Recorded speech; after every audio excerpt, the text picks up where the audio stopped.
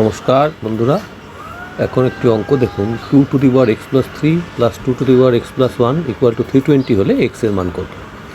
এখন 2 to the power X plus 3কে আমরা 2 to the power X into 2 to the power 3 হিসাবে ভেঙে নিতে পারি। তখন পাশের এক্সপ্রেশনটাকেও ভেঙে নিলাম সমীকরণটি। তখন 2 to the power X plus 1কে ভাঙলাম 2 to the power X into 2 to the power 1।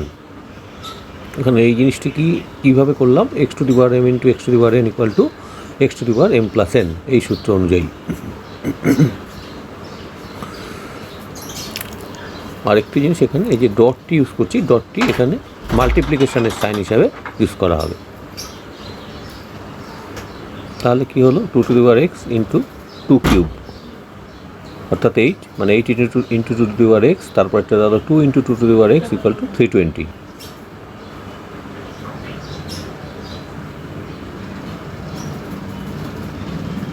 এখন 2 টু দি পাওয়ার এক্সকে আমরা ওয়াই ধরে নিলাম, তাহলে সমীকরণটা হলো 8y plus 2y equal to 320।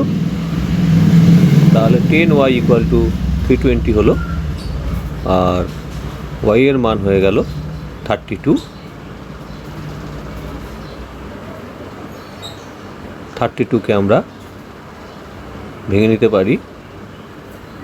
y এর মান বসিয়ে দিলাম 2 টু দি পাওয়ার এক্স, আর 32কে বসালাম 2 ইন্টু 2 ইন্টু 2 ইন্টু 2 ইন্টু 2, অর্থাৎ এটা হলো 2 5 বার গুণে আছে বলে এটা হয়ে গেল 2 টু দি পাওয়ার 5।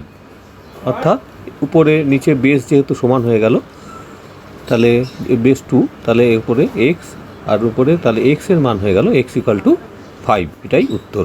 নমস্কার।